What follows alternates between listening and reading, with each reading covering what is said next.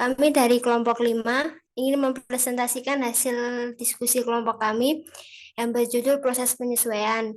Sebelum itu, perkenalkan kelompok kami yang beranggotakan. Yang pertama ada Muhammad Maulana Yusuf NPM 0046. Yang kedua ada Dea Amanda Rahmatika NPM 0049. Yang ketiga ada Syabila Dwi Rahmawati NPM 0055.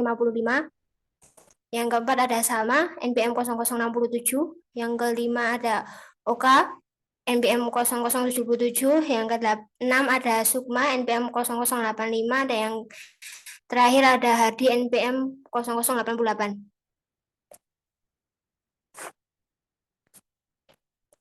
Yang pertama itu karakteristik. Ketika menyiapkan laporan keuangan, maka ekonomis perusahaan dibagi berdasarkan periode waktu. Misalnya bulanan, triwulan, atau tahunan. Konsep periode akuntansi atau accounting periode konsep mengharuskan pendapatan dan beban dilaporkan pada periode yang tepat. Untuk menentukan periode yang tepat, aku mengacu pada prinsip akuntansi berlaku umum yaitu atau Generally Accepted Accounting Principle yang mengharuskan pengguna akuntan berbasis aktual atau actual basis of accounting. Selanjutnya akan dibacakan oleh teman saya.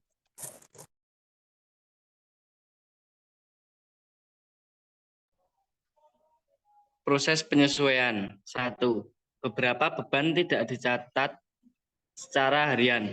Sebagai contoh perlengkapan, suppliers akan memerlukan banyak ayat jurnal dengan jumlah yang kecil-kecil. Selain itu, jumlah nilai perlengkapan umumnya tidak diperlukan.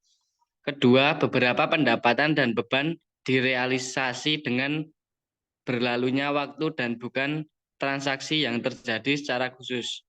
Sebagai contoh, pendapatan sewa yang diterima di muka menjadi pendapatan dengan berlalunya masa sewa. Contoh lain, premi asuransi dibayar di muka menjadi beban selama masa asuransi.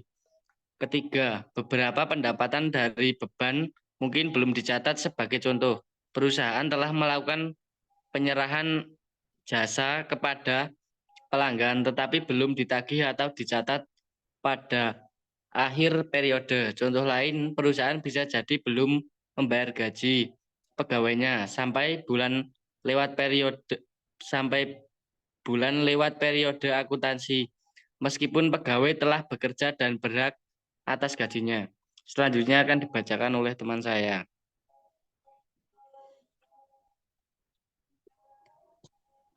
Selanjutnya yaitu jenis akun yang memerlukan penyesuaian. Yang pertama yaitu beban dibayar di muka. Yang kedua yaitu pendapatan diterima di muka. Kemudian pendapatan yang masih akan diterima. Dan yang terakhir beban yang harus dibayar. Selanjutnya dibacakan oleh rekan saya.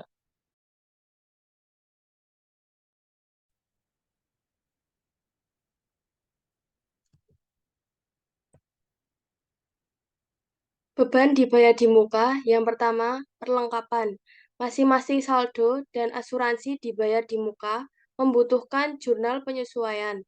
Jika salah satu dari jumlah perlengkapan dapat diketahui, maka bagian yang lain dapat dihitung. Biasanya lebih mudah untuk menentukan biaya sisa perlengkapan pada akhir bulan daripada mencatat penggunaannya secara harian. Yang kedua, asuransi dibayar di muka. Setelah jurnal penyesuaian dicatat dan diposting ke buku besar, akun asuransi dibayar di muka memiliki saldo debit. Saldo ini mencerminkan aset yang akan menjadi beban di masa mendatang. Akun beban asuransi memiliki saldo debit, yaitu beban untuk periode ini. Pembayaran di muka atas suatu beban kadang dilakukan di awal periode, di mana seluruhnya akan habis dipakai pada periode yang sama. Pembayaran sewa mencerminkan aset sewa dibayar di muka. Nah, ini ada contoh transaksi dari beban dibayar di muka. Soal pertama, diasumsikan pada tanggal 31 Desember, jumlah sisa perlengkapan sebesar 760 Jumlah yang akan dipindahkan dari akun aset ke akun beban adalah 1.240.000 yang dihitung sebagai berikut. Jadi perlengkapan yang tersedia selama Desember atau saldo akun yaitu 2 juta dan sisa perlengkapan 31 Desember 760.000.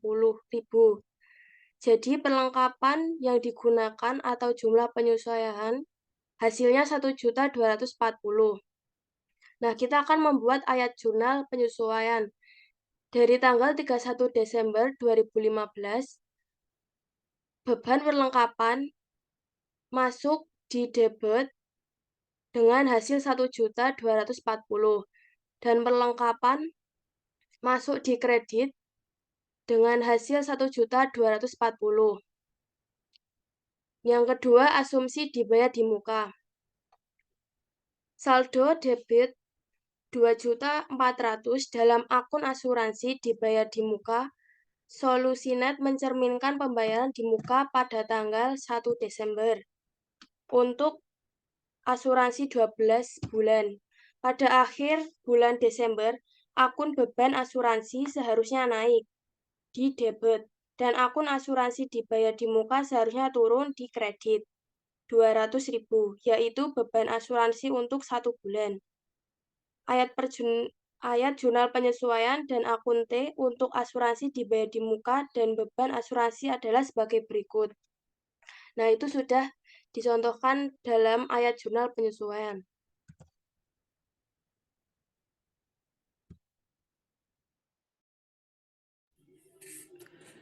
Pendapatan diterima di muka. Setelah penyesuaian dicatat dan diposting, akun sewa diterima di muka dan bersaldo kredit. Jumlah ini merupakan liabilitas yang akan menjadi pendapatan di masa depan. Pendapatan yang masih akan diterima. Selalu satu periode akuntansi. Sebagian pendapatan dicatat hanya saat kas diterima, tetapi ada pos pendapatan yang telah dihasilkan yang belum dicatat. Jumlah pendapatan tersebut perlu dicatat dengan mendebit akun aset dan mengkredit akun pendapatan. Yang kedua, beban yang harus dibayar.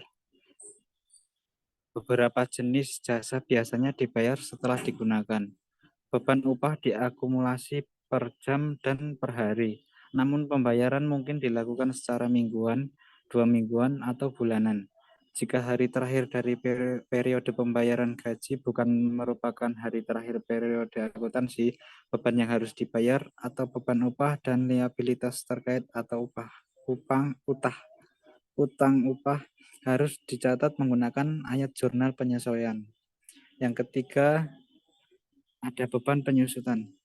Aset tetap atau fixed assets atau plan assets adalah sumber daya fisik yang dimiliki dan digunakan perusahaan dan bersifat permanen atau memiliki umur manfaat yang panjang.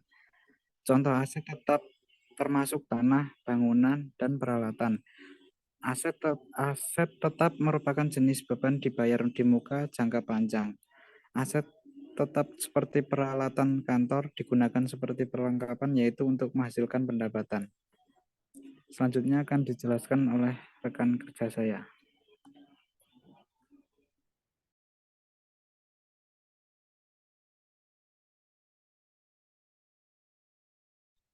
Pendapatan diterima di muka.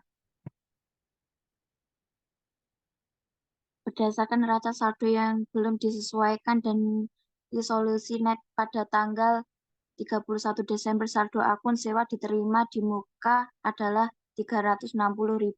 Saldo ini mencerminkan penerimaan sewa 3 bulan pada tanggal 1 Desember untuk bulan Desember, Januari, dan Februari. Pada akhir bulan Desember, sewa untuk 1 bulan telah dihasilkan sehingga akun sewa diterima di bulan seharusnya turun debit sebesar 120.000 dan akun pendapatan sewa seharusnya naik di kredit sebesar 120.000. Nilai 120.000 mencerminkan pendapatan sewa untuk 1 bulan atau 360.000 dibagi 3. Ayat jurnal penyesuaian dan akun T adalah sebagai berikut. pendapatan yang masih akan diterima. Klaim kepada pelanggan atas pembayaran sebesar 500.000 adalah piutang usaha atau aset. Dengan demikian, akun piutang usaha meningkat di debit sebesar 500.000 dan akun pendapatan jasa meningkat di kredit sebesar 500.000. Ayat jurnal penyesuaian dan akun T adalah sebagai berikut. Beban yang masih akan dibayar. Pada tanggal 31 Desember, Solusinet mempunyai utang untuk membayar upah karyawannya sebesar 250.000 untuk hari Senin dan Selasa 30 dan 31 Desember. Dengan demikian, akun beban upah meningkat di debit sebesar 250.000 dan akan utang upah meningkat di kredit sebesar 250.000. Jurnal penyesuaian akun T ditunjukkan sebagai berikut.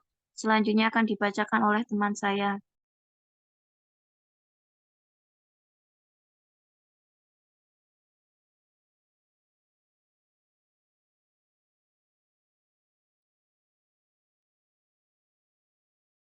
Beban penyusutan pada tanggal 31 Desember 2015 neraca saldo yang belum disesuaikan milik Solusinet tampilan 5 mengidentifikasi bahwa Solusinet memiliki dua aset tetap, yaitu tanah dan peralatan kantor.